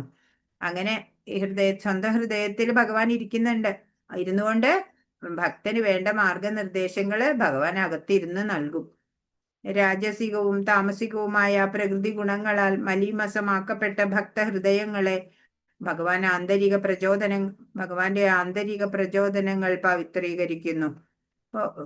ത്രിഗുണങ്ങളില് അല്ലെ, താഴെയുള്ള ഗുണമായിട്ടുള്ള താമസ ഗുണം, രാജസിക ഗുണം, അങ്ങനെയുള്ള പ്രകൃതി ഗുണങ്ങള് മലീമസമാക്കപ്പെടും അല്ലെ. അങ്ങനെയുള്ള ഭക്തഹൃദയങ്ങള് ഭഗവാന്റെ ആന്തരിക പ്രചോദനങ്ങളാലെ പവിത്രീകരിക്കപ്പെടണം അല്ലെ. നാമജപത്തിലൂടെ നമ്മളുടെ ആ മനസ്സിന്റെ കൽമഷങ്ങളൊക്കെ മാറണം. ഭഗവത് കീർത്തനങ്ങള്, കഥകള്, ഭഗവാന്റെ ലീലകള് ഒക്കെ അതിനു വേണ്ടിയിട്ടുള്ളതാണ്. ഒരു ഭക്തനെ ഭഗവത് കരുണയാൽ രജോ തമോ ഗുണങ്ങൾ നീക്കി കിട്ടുന്നു. അപ്പൊ ഒരു ഭക്തന് എന്ത് വേണം? ഈ ഗുണാതീതനാവണം അല്ലെ. തമോ ഗുണം മാറണം, രജോ ഗുണത്തിലേക്ക് വരിക, രജോ ഗുണം മാറ്റി പിന്നെ സത്വഗുണത്തിലേക്ക് വരിക, പിന്നെ സത്വഗുണമില്ല അല്ലെ, വിശുദ്ധ സത്വഗുണം അല്ലെങ്കിൽ വാസുദേവാവസ്ഥയിലേക്ക് വരിക. ഇത്തരത്തിൽ ഭക്തൻ ബ്രാഹ്മണ ലക്ഷണ സത്വഗുണത്തിൽ അധിഷ്ഠിതനായിത്തീരുന്നു, ഗുണാതീതനായിത്തീരുന്നു. ആധ്യാത്മിക ഗുരുവിന്റെ മാർഗനിർദ്ദേശത്തിന്റെ പാത പിന്തുടർന്നാൽ ഏവർക്കും ബ്രാഹ്മണൻ എന്ന യോഗ്യത നേടാം. അപ്പൊ നമുക്കൊക്കെ ഒരു ആധ്യാത്മിക ഗുരു വേണം. ആ ഗുരുവിന്റെ മാർഗനിർദ്ദേശത്തിന്റെ പാത അത് പിന്തുടരണം. അങ്ങനെ വന്നാൽ ഏവർക്കും ബ്രാഹ്മണൻ എന്ന യോഗ്യത നേടാം. ഭഗവാന്റെ കാരുണ്യത്താൽ കലുഷിതമായ മനസ്സ് സ്ഫടികതുല്യം ശുദ്ധമാവുകയും ചെയ്യുന്നു. നമ്മുടെ മനസ്സൊക്കെ വളരെ ചഞ്ചലം, കലുഷിതമാണ് അല്ലേ. അപ്പൊ ഭഗവാന്റെ കാരുണ്യം ഉണ്ടെങ്കിൽ ഭഗവത് നാമജപം, ലീലാശ്രവണം ഒക്കെ ചെയ്ത് നമ്മുടെ മനസ്സ് സ്ഫടികതുല്യം പരിശുദ്ധമായി തീരും. ഒരാൾ ഈ തലത്തിൽ എത്തിക്കഴിഞ്ഞാൽ അയാൾക്ക് മുക്തമാവാനും ജീവിതത്തിന്റെ ഓരോ ചുവടുവെപ്പിലും ഭഗവാനെ ദർശിക്കാനും കഴിയും. അങ്ങനെ പരിശുദ്ധനായ ഭക്തന് എന്തുണ്ടാവും? ഇവിടുന്ന് ഭൗതികതയെന്ന് മുക്തി കിട്ടും അല്ലെ, മുക്തനാവും. മാത്രമല്ല ജീവിതത്തിന്റെ ഓരോ ചുവടുവെപ്പിലും ഭഗവാനെ ദർശിച്ചുകൊണ്ട് ജീവിക്കാനും പറ്റും അല്ലെ. നമ്മളുടെ സങ്കല്പം പോലെയാണ് അല്ലെ ഭഗവാനെ നമുക്ക് കിട്ടുന്നത്. ഹരേ കൃഷ്ണ.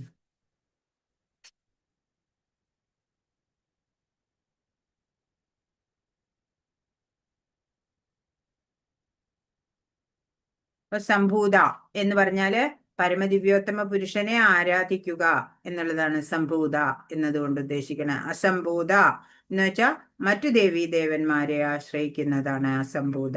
എന്നാല് ബുധൻ എന്ന് പറഞ്ഞാലോ ധീരനായ ആചാര്യനിൽ നിന്നും ശാസ്ത്രങ്ങളിൽ നിന്നും ജ്ഞാനം ആർജിച്ചവനെയാണ് ബുധൻ എന്ന് വിളിക്കുക. അബുധ എന്ന് പറഞ്ഞാല് ശരിയായ സ്രോതസ്സിൽ നിന്നല്ലാത്ത ജ്ഞാനം, ജ്ഞാനി എന്ന് പറയും.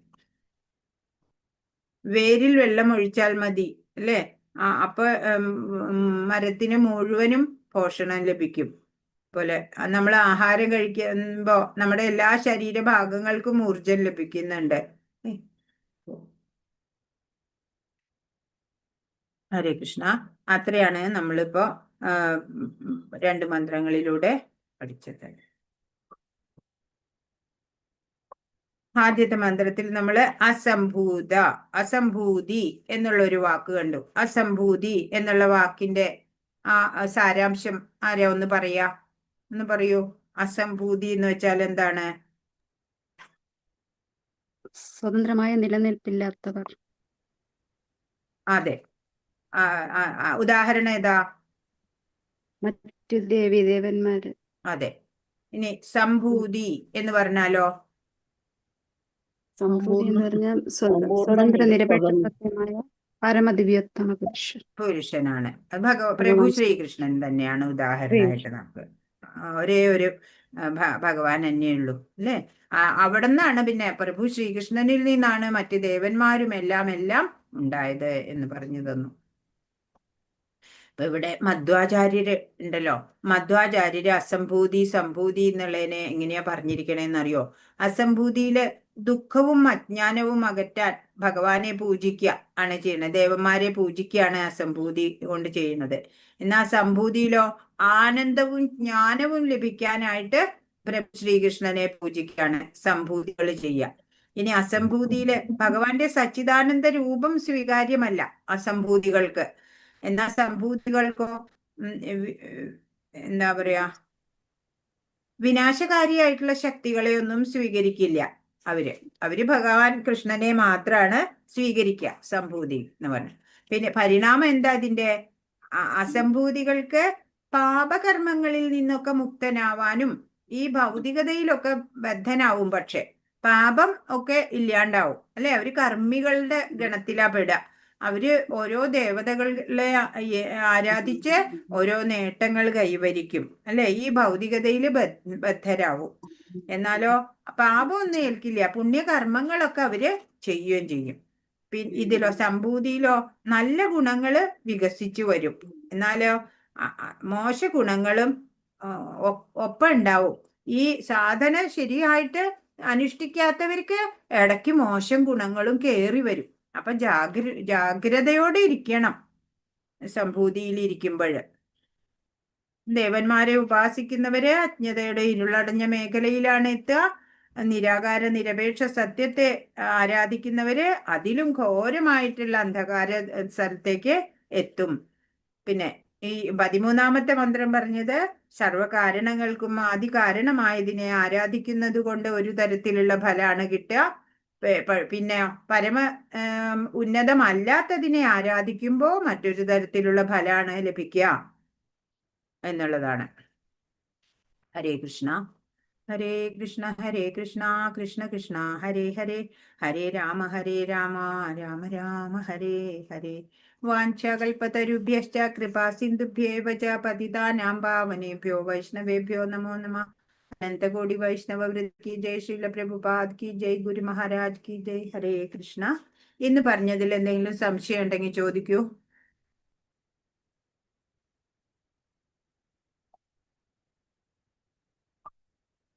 ഹരേ കൃഷ്ണ. എന്നാ പിന്നെ ചോദ്യോത്തരങ്ങളിലേക്ക് പോക്കോളൂ. 12ാമത്തെ മന്ത്രത്തിന്റെ ചോദ്യങ്ങൾ എടുത്തോളൂ.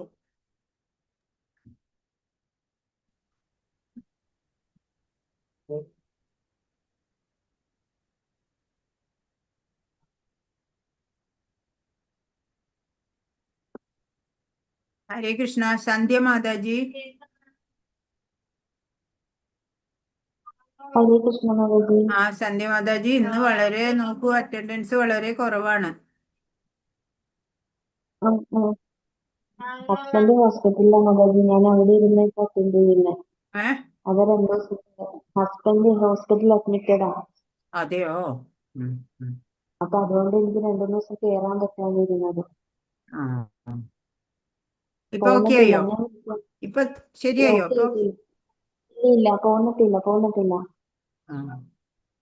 അപ്പൊ ഇവിടെ ഇരുന്ന് ഞാൻ ക്ലാസ് കഴിയുന്നല്ലോ. അപ്പൊ കഴിഞ്ഞ ദിവസമൊക്കെ ടെസ്റ്റ് ഒക്കെ ഉണ്ടായിരുന്നു. അപ്പൊ ഇന്നിപ്പോ ഡോക്ടേഴ്സ് ഇല്ലല്ലോ. അപ്പൊ ഞാൻ ക്ലാസ്സിൽ കയറിയതാ. ഞാൻ വിളിക്കാം മാതാജി, അവിടെ വിളിക്കാം. ഇപ്പൊ ഞായറാഴ്ച ഇതുകൊണ്ടാണ്. പിന്നെ ക്രിസ്മസിന്റെ പ്രോഗ്രാംസ് ഒക്കെ ഉണ്ടാവും. അതുകൊണ്ടായിരിക്കും കുറവ്. മറ്റു അഡ്മിന്മാരോടും മറ്റവരോട് പറഞ്ഞിട്ട് വിളിപ്പിച്ചാലും മതി മാതാജിക്ക്, വേറെ ബിസി ആണെന്നുണ്ടെങ്കില്. കുഴപ്പമില്ല. അവര് വിളിച്ചോളും. നമുക്ക് വിളിക്കാം. കയറി വന്നോളൂ മാതാജി. അതിന്നത്തെ ഈ അവധിയുടെ ഇതുകൊണ്ടായിരിക്കും. 2-3 പേര് പറഞ്ഞായിരുന്നു മാതാജി, വീട്ടിൽ പറഞ്ഞായിരുന്നു. ചോദ്യം വായിച്ചോളൂ. ചോദ്യോത്തരങ്ങൾ പെട്ടെന്ന് നോക്കി പോവാം. ഹരേ കൃഷ്ണ. പെട്ടെന്ന് നോക്കിക്കോളൂ.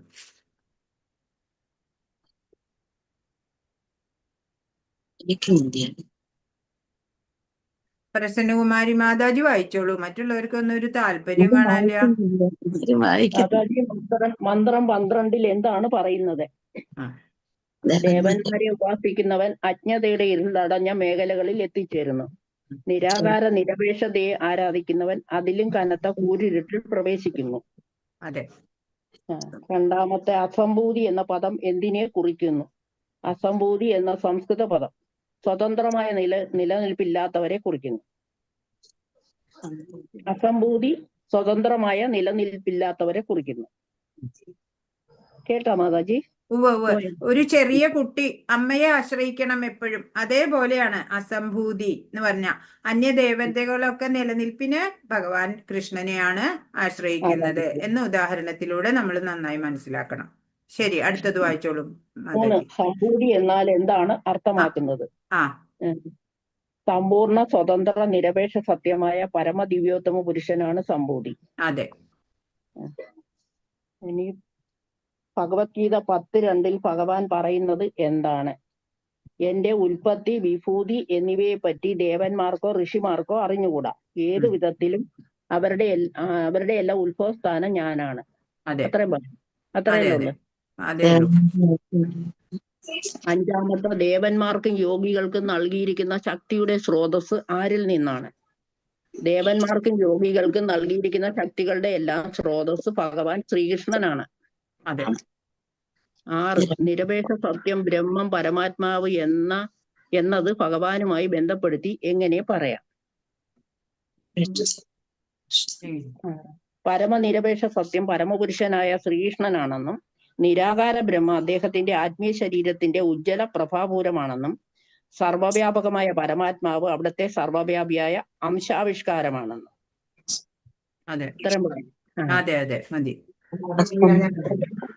ഭക്തന്മാർക്ക് ഭഗവാനെ എങ്ങനെയാണ് അറിയാൻ കഴിയുന്നത്? കൃഷ്ണഭക്തന്മാർക്ക് തങ്ങളുടെ അചഞ്ചല ഭക്തിയും ശരണാഗതിയും മൂലം അദ്ദേഹത്തെ പരമനിരപേക്ഷ വ്യക്തിയായും എല്ലാം അദ്ദേഹത്തിൽ നിന്നും ആവിർഭവിക്കുന്നതായും അറിയാൻ കഴിയും. അങ്ങനെയുള്ള ഭക്തന്മാർ സകലതിന്റെ ഉത്ഭവസ്ഥാനമായ കൃഷ്ണന്റെ ഭക്തിയുത സേവനത്തിൽ ഏർപ്പെടുന്നു. ഇത്ര എഴുതണ്ടേ? 7, ഭക്തന്മാർക്ക് ഭഗവാനെ എങ്ങനെയാണ് അറിയാൻ കഴിയുന്നത്? അത് വായിച്ച് ഭഗവത്ഗീത ശ്ലോകം 7, 20, 21 എന്താണ് പറയുന്നത്? എന്താണ്? ഭൗതിക അഭിലാഷങ്ങളാൽ അപഹരിക്കപ്പെട്ട ജ്ഞാനത്തോടു കൂടിയവർ ദേവന്മാരെ ശരണം പ്രാപിക്കുന്നു. അത്രയും പോരെ മാതാജി? 9, ഭഗവത്ഗീത 7:23 എന്ത് പറയുന്നു? ദേവന്മാരെ ആരാധിക്കുന്നവർ ദേവലോകത്തേക്ക് പോകുന്നുവെന്ന് പ്രസ്താവിക്കുന്നു. 10, എല്ലാ ഗ്രഹങ്ങളും താൽക്കാലികമാണെന്ന് പറയാൻ കാരണം എന്ത്?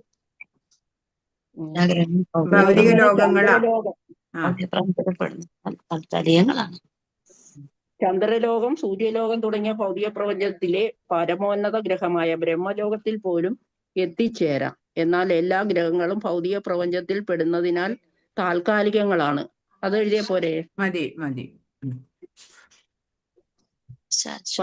ശാശ്വതമായ ലോകം ഏതാണ്? ശാശ്വത ലോകങ്ങൾ എന്ന് പറയുന്നത് വൈകുണ്ഠ ലോകങ്ങൾ മാത്രമാണ്. 13, ഭഗവത്ഗീത ശ്ലോകം 8:16 എന്താണ് പറയുന്നത്? ശാശ്വതമായ ലോകത്തിന്റെ അതിനായകൻ ആരാണ്? പരമപുരുഷൻ തന്നെയാണ്. ഭഗവാൻ കൃഷ്ണനാണ് എന്ന് വേണമെങ്കിൽ പറയാം. 13, ഭഗവത്ഗീത ശ്ലോകം 8:16 എന്താണ് പറയുന്നത്? പരമപുരുഷൻ തന്നെയാണ് ഇതിന്റെ അതിനായകൻ. പിന്നെ ഭൗതിക ലോകത്തിലെ സർവോന്നത ഗ്രഹമായ അതാണ് മാതാജി. ബ്രഹ്മലോകം മുതൽക്ക് ഏറ്റവും അധമമായുള്ളത് വരെ ഓരോന്നും ജനന മരണങ്ങൾ ആവർത്തിച്ചുകൊണ്ടേയിരിക്കുന്നു. ദുരിതപൂർണമായ സ്ഥലങ്ങളാണ്. കുന്തിപുത്ര, എന്റെ പരമപദത്തിൽ എത്തിയവനാകട്ടെ പിന്നീട് ജന്മമെടുക്കുന്നില്ല. അതല്ലേ? 14, ബ്രഹ്മജ്യോതിസിലെ അത്യുന്നത ഗ്രഹം ഏതാണ്? പരമദിവ്യോത്തമ പുരുഷനായ ശ്രീകൃഷ്ണൻ അരുളുന്ന ഗോലോക വൃന്ദാവനം. 15, ഭഗവാൻ സർവവ്യാപിയായി എല്ലാ ഭൗതിക ആധ്യാത്മിക ആവിഷ്കാരങ്ങളിലും വ്യാപിച്ചിരിക്കുന്നത് എങ്ങനെയാണ്? ഭഗവാൻ ശ്രീകൃഷ്ണൻ കൃഷ്ണലോകത്തിൽ നിന്ന് ഒരിക്കലും ബഹിർഗമിക്കുന്നില്ല. തന്റെ അനശ്വര സഹചാരികൾക്കൊപ്പം അവിടുന്ന് അവിടെ വിരാജിക്കുകയാണ്. അത് 80ാമത്തെ പേജ് ലാസ്റ്റത്തെ സെന്റൻസ് വരും. ആ ഗോലോക വൃന്ദാവനം ഇല്ലേ, അതിന്റെ അടിയിലത്തെ അതിന്റെ സെന്റൻസ്. താഴെ. ഓ, ഭഗവാൻ ശ്രീകൃഷ്ണൻ കൃഷ്ണലോകത്തിൽ നിന്ന് ഒരിക്കലും ബഹിർഗമിക്കുന്നില്ല. തന്റെ അനശ്വര സഹചാരികൾക്കൊപ്പം അവിടെ വിരാജിക്കുകയാണെങ്കിലും അവിടുന്ന് പേര് സർവ്വവ്യാപിയായി എല്ലാ ഭൗതിക ആധ്യാത്മിക ആവിഷ്കാരങ്ങളിലും വ്യാപിച്ചിരിക്കുന്നു. അത്രയും പോരെ മാതാജി? മതി. പേര് വേറെ ഇട്ടോ, അതുകൊണ്ട് കാണാത്ത. ആ 16 ഭഗവത്ഗീത ശ്ലോകം 4:2 എന്താണ് പ്രസ്താവിക്കുന്നത്? ഏവം പരമ്പരാ പ്രാപ്തം. ഏവം പരമ്പരാപ്രാപ്തം ഭഗവാന്റേതായ ഈ സൽമോത്കൃഷ്ട ശാസ്ത്രം ഗുരുശിഷ്യ പരമ്പരയിലൂടെ പകർന്നു കിട്ടിയതാണ് എന്ന് ആണ്. അതെ, ഇത്രയല്ലേ പോരെ? മതി. മന്ത്രം 13. ആരെങ്കിലും എഴുതിയ മന്ത്രം 13? മന്ത്രം 13 എഴുതിക്കോളൂ. പറഞ്ഞോളൂ, വായിച്ചോളൂ. മന്ത്രം 13 വിവരിക്കുക.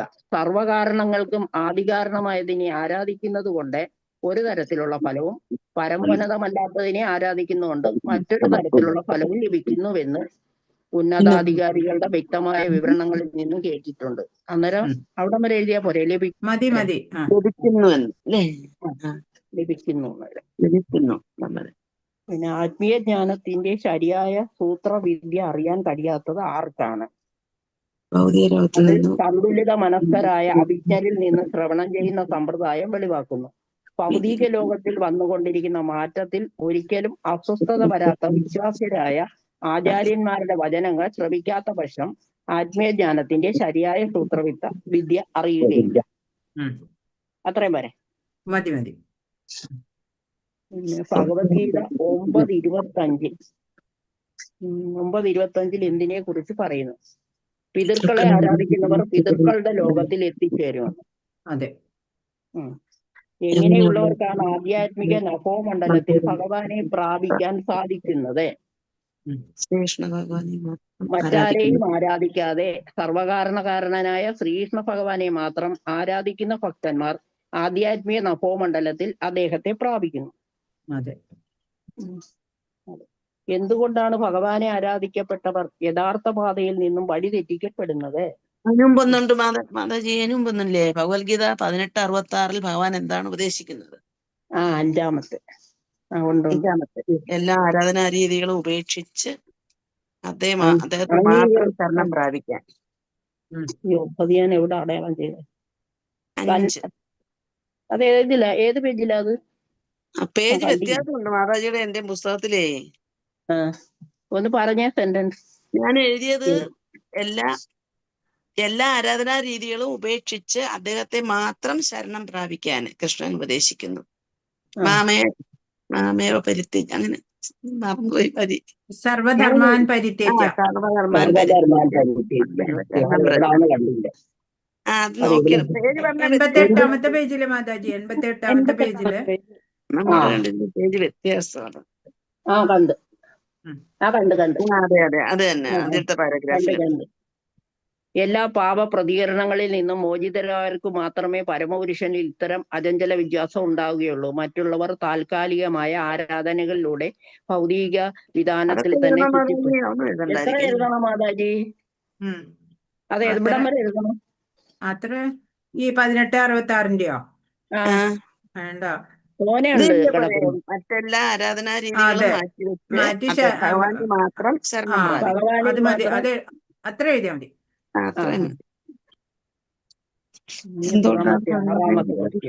എന്തുകൊണ്ടാണ് ഭഗവാനെ ആരാധിക്കപ്പെട്ട യഥാർത്ഥ പാതയിൽ നിന്നും വഴിതെറ്റിക്കപ്പെടുന്നത്? 6-ാമത്തെ. ഒരേ ലക്ഷ്യത്തിലെത്തിക്കുന്ന തെറ്റായ ധാരണയാ അല്ലേ? ഒരേ ലക്ഷ്യത്തിലെത്തിക്കുമെന്ന തെറ്റായ എല്ലാ പാതകളും ഒരേ ലക്ഷ്യത്തിൽ എത്തിക്കുമെന്ന തെറ്റായ ധാരണയാൽ ഇവർ യഥാർത്ഥ പാതയിൽ നിന്നും വഴിതെറ്റിക്കപ്പെടുന്നു.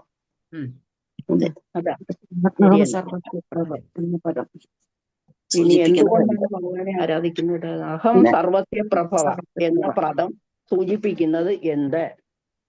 ബ്രഹ്മാവ്, വിഷ്ണു, ശിവൻ എന്നിവരുടെയും സർവ്വതിന്റെയും സൃഷ്ടാവ് താനാണെന്ന് അഹം സർവസ്യ പ്രഭവ എന്ന പദം കൊണ്ട് സൂചിപ്പിക്കുന്നു. അഥർവവേദത്തിലെ ഗോപാല ഉപനിഷത്തിൽ പറയുന്നത് എന്ത്? ഭൗതിക ലോകത്തിലെ 3 പ്രധാന ദേവതകൾ പ്രഭുവിനാൽ സൃഷ്ടിക്കപ്പെട്ടതിനാൽ ഭഗവാൻ തന്നെയാണ് ഭൗതികവും നാരായണ ഉപനിഷത്തിൽ പറയുന്നു. ലോകം മുഴുവൻ സൃഷ്ടിച്ചത്. ഗോപാലോപനിഷത്ത് വായിച്ചോളൂ. അതല്ലേ മാതാജി? അതെ അതെ ഗോപാലോപനിഷത്തിൽ പറയുന്നതാ അതാ ഉം. അല്ലേ? നാരായണ ഉപനിഷത്തിൽ പറയുന്നു, പരമപുരുഷനായ നാരായണൻ ജീവജാലങ്ങളെ സൃഷ്ടിക്കാൻ ഇച്ഛിച്ചു.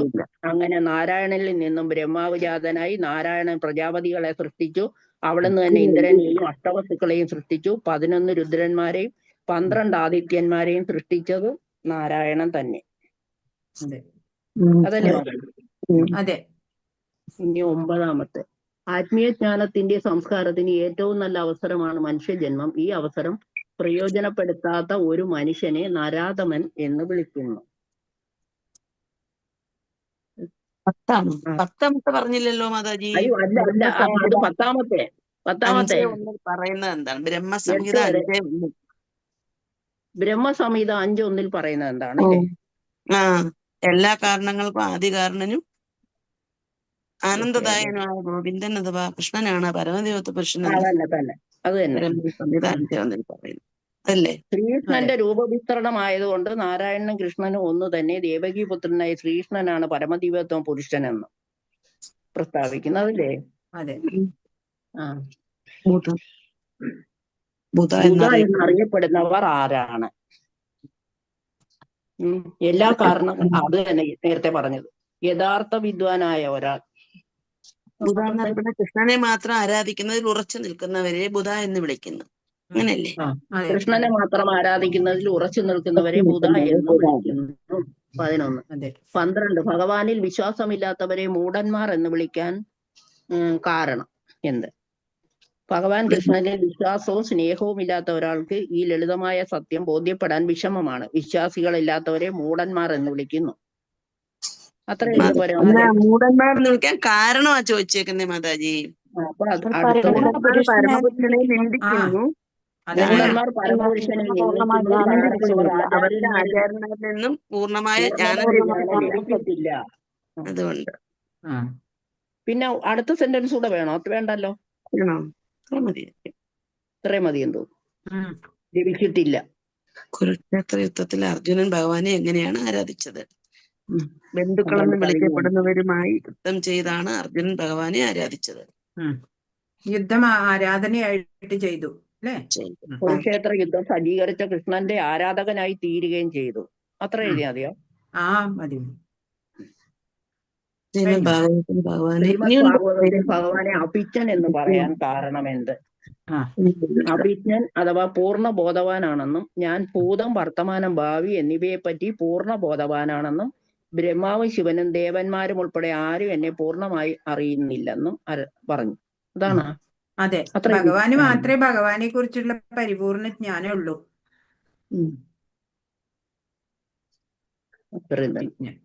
കഴിഞ്ഞു അല്ലേ? ഇനിയുണ്ട്. ഭഗവത്ഗീത 7:26 എന്താണ് പറയുന്നത്? അതിന്റെ അതാണെന്ത്? ദേവന്മാർ ഭൗതിക ജീവിതത്തിൽ വേലിയേറ്റങ്ങളിൽ അസ്വസ്ഥരായി കഴിയുന്ന അതാണ് എഴുതണ്ടേ? അത് ഞാൻ നോക്കിയില്ലായിരുന്നു. അരുളി ചെയ്തെന്നുള്ളത് മേളിന്റെ തന്നെ. ഞാൻ ബ്രഹ്മാവും ശിവനും ദേവന്മാരും ആരും എന്നെ പൂർണ്ണമായി അറിയുന്നില്ല. അത്രയും തന്നെ. ഭഗവാന് എല്ലാവരുടെയും പ്രസന്റ് പാസ്റ്റ് ഫ്യൂച്ചർ എല്ലാം അറിയാം, എല്ലാ ജീവജാലങ്ങളുടെയും. പക്ഷെ ഭഗവാനെ ആരും അറിയത്തില്ല. പാവം ഭഗവാൻ. അടുത്തത്, ജീവജാലങ്ങൾ പലതരം ശരീരങ്ങളിൽ അനുഭവിക്കുന്ന യാതനകൾ എന്തെല്ലാം? ജീവജാലങ്ങൾ ജനനം, രോഗം, വാർദ്ധക്യം, മരണം എന്നീ ഭൗതിക ക്ലേശങ്ങളിൽ പലതരം ശരീരങ്ങളിൽ നിരന്തരം യാതനകൾ അനുഭവിക്കുന്നു. അതെ, കലിയുഗത്തിൽ ഭഗവാനെ ആരാധിക്കുന്നതിൽ ഉള്ള ലളിതമായ മാർഗം ഭഗവാന്റെ കൃത്യങ്ങളെ ശ്രവിക്കുന്നതും നാമജപവും ശ്രവണവും ജപവുമാണ്. അസ്വസ്ഥത ഈ യുഗത്തിൽ അദ്ദേഹത്തിനെ ആരാധിക്കുന്നതിനുള്ള ലളിതമായ മാർഗം. ഭഗവത് ലീലാ ശ്രവണവും നാമജപവും. എന്തുകൊണ്ടാണ് ഭഗവത്ഗീത ഭാഗവതവും ശ്രമിക്കണമെന്ന് പറയുന്നത്? പറഞ്ഞ മതഗ്രന്ഥ ഉത്തരം എഴുതിയില്ല. അതിനാൽ ഭഗവത്ഗീതയും ശ്രീമദ് ഭാഗവതവും ശ്രമിക്കുന്നത്. ഉപനിഷത്തുകൾ പരോക്ഷമായി ആദിപുരുഷനായ ശ്രീകൃഷ്ണനിലേക്ക് നമ്മുടെ ശ്രദ്ധയെ തിരിക്കുന്നു. എന്നാൽ എല്ലാ ഉപനിഷത്തുക്കളുടെയും സാരസംഗ്രഹമായ ഭഗവത്ഗീതയിൽ നേരിട്ട് ഇക്കാര്യം ചൂണ്ടിക്കാണിക്കുന്നു. അതിനാൽ ഭഗവത്ഗീതയും ശ്രീമദ് ഭാഗവതവും ശ്രമിക്കേണ്ടതാണ്. ഉം. ആ അതെ 92-ാമത്തെ പേജ്, മൂന്നാമത്തെ പാരഗ്രാഫിന്റെ ആദ്യം. അതെ ആ ശരി ശരി. ഞാൻ എഴുതില്ല, സമയം കിട്ടിയില്ല. 18, 19. ഭാഗവതം ശ്രവണം ചെയ്യുമ്പോൾ ഒരു ഭക്തൻ ഉണ്ടാകുന്ന ഗുണങ്ങൾ എന്തെല്ലാം? ക്രമേണ മനസ്സ് മാലിന്യങ്ങളിൽ നിന്ന് ശുദ്ധമാകുന്നു. ഭഗവത്ലീലകൾ ശ്രവണം ചെയ്യുമ്പോൾ ഭക്തൻ ഭഗവാന്റെ ശ്രദ്ധ പിടിച്ചു പറ്റുന്നു. അത് രണ്ടും എഴുതിയ പോരെ? പിന്നെ വേണമെങ്കിൽ ഗുണാതീതനാവും, തമോ ഗുണം രജോ ഗുണം ഒക്കെ നീങ്ങി സത്വഗുണത്തിൽ അധിഷ്ഠിതനാവും എന്നൊക്കെ വേണമെങ്കിൽ എഴുതാം. ആ ഇതിപ്പോ മതി. 2 സെന്റൻസ് ഉണ്ട്. മനസ്സ് ഇപ്രകാരം പിന്നെ ക്രമേണ മനസ്സ് മാലിന്യങ്ങളിൽ നിന്ന് മുക്തമാകും. ഭഗവത് ലീലകൾ ശ്രവണം ചെയ്യുമ്പോൾ ഭക്തൻ ഭഗവാന്റെ ശ്രദ്ധ പിടിച്ചു പറ്റുന്നു. അതെ അതേത് പേജിലാ മാതാജി? അത് ഞാൻ 3 ഞാൻ എഴുതിയിട്ടില്ല ലാസ്റ്റ്. 20-ാമത്തെ സംഭവാത് അസംഭവാത് ഇവയുടെ അർത്ഥം വിശദമാക്കുക. അത് എഴുതിയില്ല മാതാജി ഞാൻ. മാതാജി 19ന്റെ ഉത്തരം ഏത് പേജിലാ പറഞ്ഞേ? 19 92-ാമത്തെ പേജ് ലാസ്റ്റ് പാരഗ്രാഫിൽ പകുതി കഴിഞ്ഞിട്ട. ഓക്കെ, ഞാൻ നോക്കിയെടുത്തോളാം. ഓക്കെ, ഞാൻ ആ 3 എഴുതിയില്ല ലാസ്റ്റ് കേട്ടോ, സമയം കിട്ടി. അവിടെ ഉണ്ട്. അതിനാൽ ഭഗവത്ഗീതയും ഞാൻ ശ്രീമദ് നോക്കിക്കോളാം, നോക്കി എഴുതിക്കോളാം. മാതാജി ഇതൊന്ന് പറഞ്ഞ സംഭവാത് അസംഭവാത് ഇവയുടെ അർത്ഥം നമ്മൾ ഇതിൽ കണ്ടോ? സ്ലൈഡിൽ കണ്ടോ? സ്ലൈഡിൽ മാതാജി ഇല്ല മാതാജി.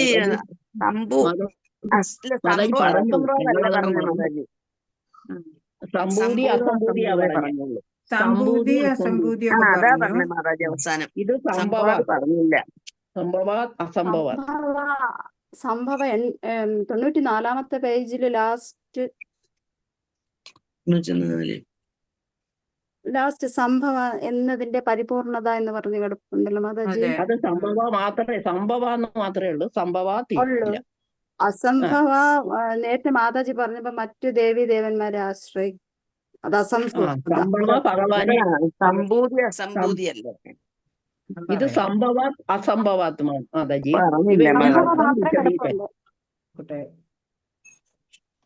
സംഭവം മാത്രം ലാസ്റ്റ് മാതാജി പറഞ്ഞുമില്ല. അത് സംഭവാന്നല്ല, ഇത് ക്വസ്റ്റ്യനിൽ തന്നേക്കുന്ന സംഭവാത്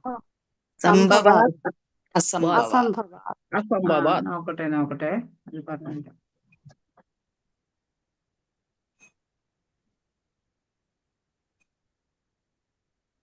സ്ലൈഡിലും ഇല്ല അല്ലേ? ഇല്ല, സ്ലൈഡിൽ കണ്ടില്ലായിരുന്നു.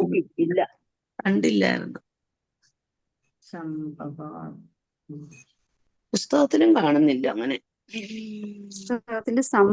ഈ മന്ത്രത്തിൽ സംഭവാത് പരമോന്നത കാരണത്തെ ആരാധിക്കുന്നതിനാൽ എന്നാണ് സംഭവാത് എന്ന് വെച്ചാല്. പരമോന്നത കാരണത്തിനെ ആരാധിക്കുന്നത്, അതാണ് സംഭവാത്. ഭഗവാൻ ശ്രീകൃഷ്ണനാണ് ആദിമനായ പരമദിവ്യോത്തമ പുരുഷൻ. അത് ഈ 88-ാമത്തെ പേജിലെ 2-ാമത്തെ പാരഗ്രാഫിൽ നോക്കൂ.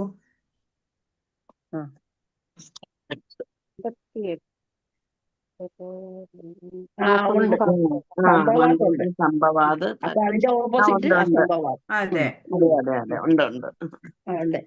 പരമദിവ്യോത്തമ പുരുഷനെ അല്ലാത്ത മറ്റു ദേവന്മാരെ ആരാധിക്കുക എന്നുള്ളതാവും. അത് അസംഭവാത്. അസംഭവാത്. സംഭൂതി അസംഭൂതി പോലെ തന്നെ അല്ലേ?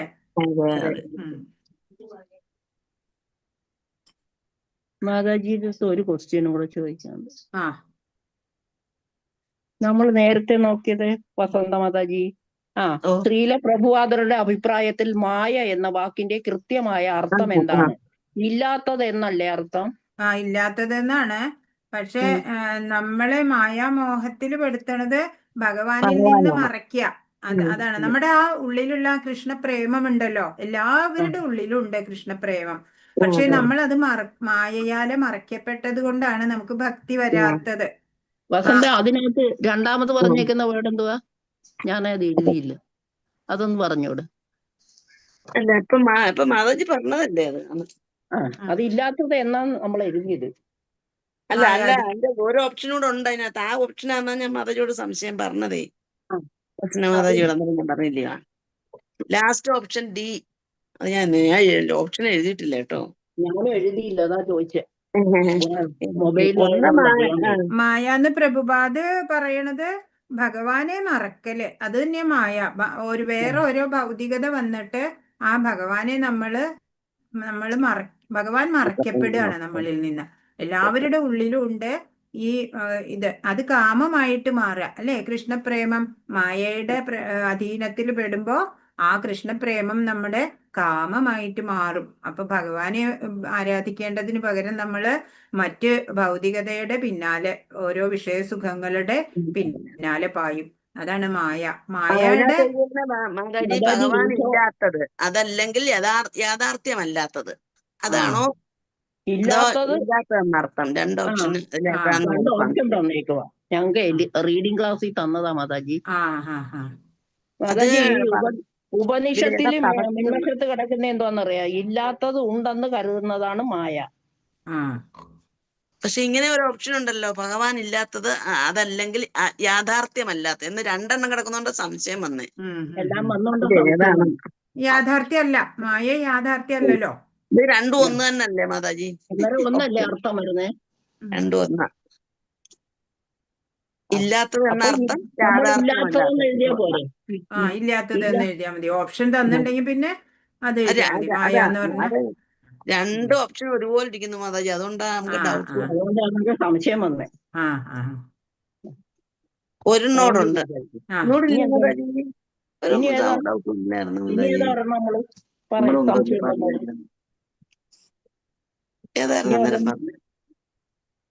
മാതാജിക്ക് ഡൗട്ട് ഒന്നുമില്ലയോ ഭൗതിക പ്രകൃതിയുടെ 3 ഗുണങ്ങള്? അത് മാതാജി വായിക്കണമെന്നറിയില്ലേ? അതെ അതെ. ത്രിഗുണങ്ങള്. Modes of nature. അതെ അതെ, ത്രിഗുണങ്ങള് എല്ലാവർക്കും അറിയണതല്ലേ. ത്രിഗുണങ്ങൾ അത് തന്നെ. മാതാജി എന്റെ ഡൗട്ടാണ്. മാതാജി. ഹരേ കൃഷ്ണ. അപ്പൊ എല്ലാവർക്കും പ്രണാമം കേട്ടോ. ഹരേ